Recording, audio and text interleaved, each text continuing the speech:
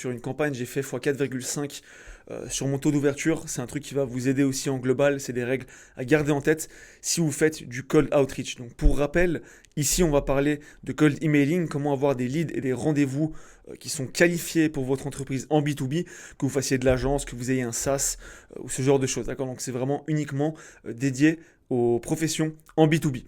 Donc le but, ça va pas être de blablater pendant des heures, ça va être de vraiment vous délivrer de la valeur rapidement. Donc je vous propose qu'on commence directement sans plus attendre. Donc voilà le cas concret. Ici, on était sur une campagne qu'on faisait, on fait plein de tests hein, au-delà des vraies campagnes. On n'a jamais 11% d'ouverture sur des campagnes réelles pour des clients ou autres.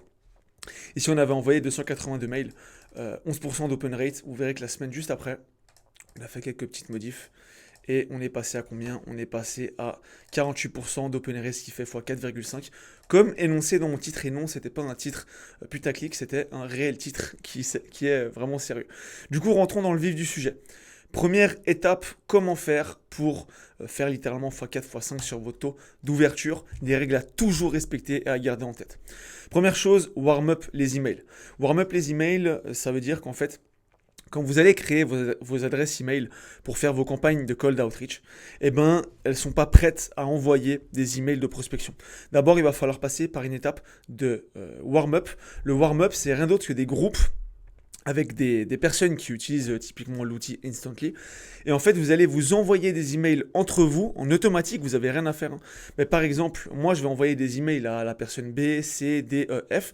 Et en fait, si mon mail tombe dans ses spams, l'outil va automatiquement bouger le mail de spam à boîte de réception pour que les serveurs mail comprennent que votre email n'est pas du spam. Et en gros, ça va se faire comme ça pendant 2 semaines. Ça va commencer par un email par jour, 2 emails par jour, 3 emails par jour. Puis ça va monter jusqu'à ce que vous voulez. Nous, on met en général 15 à 20 emails par jour envoyés. Comme ça garde un petit peu des emails qui s'envoient et si ça tombe en spam, boum, ça la met en inbox, donc en boîte de réception et les serveurs comprennent que vous n'êtes pas là pour spammer.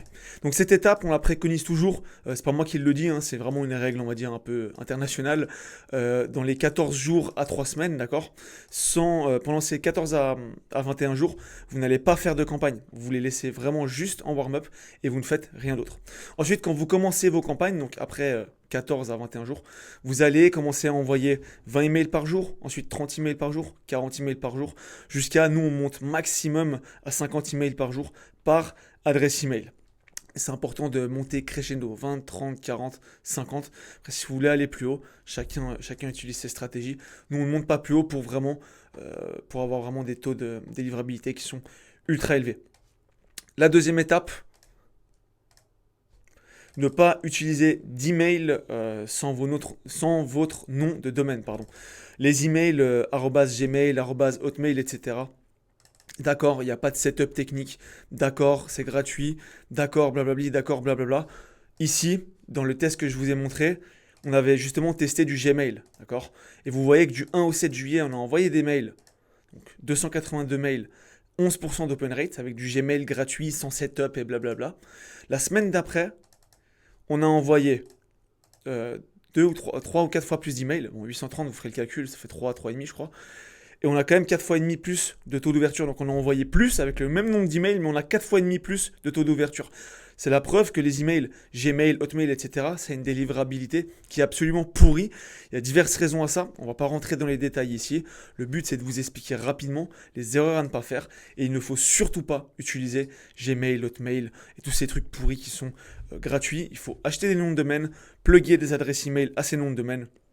Et ensuite, vous allez vraiment créer votre propre machine de prospection. Si jamais vous avez des questions, de toute façon, vous avez notre contact, enfin mon contact, et vous pouvez m'écrire en dessous de la vidéo, vous aurez mon mail ou autre. N'hésitez pas pour les questions.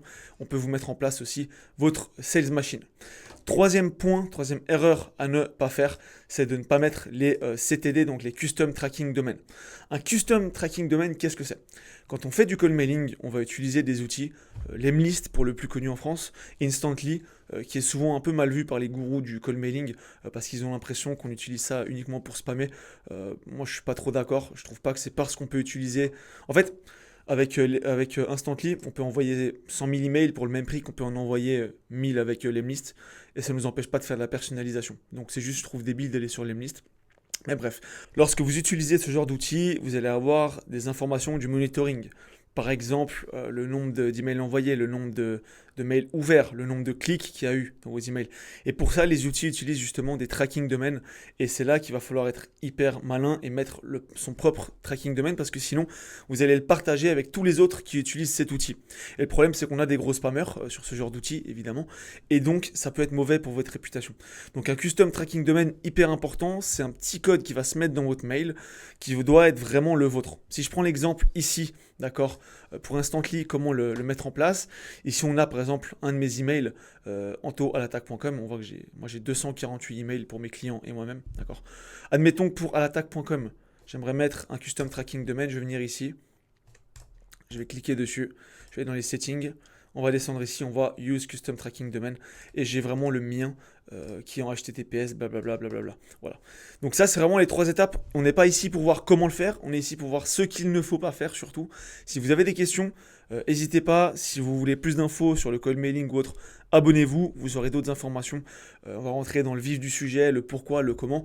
Et il y a 1 milliard d'autres sujets à traiter pour pouvoir faire du cold mailing de manière efficiente. J'espère que vous avez apprécié et je vous dis à très vite.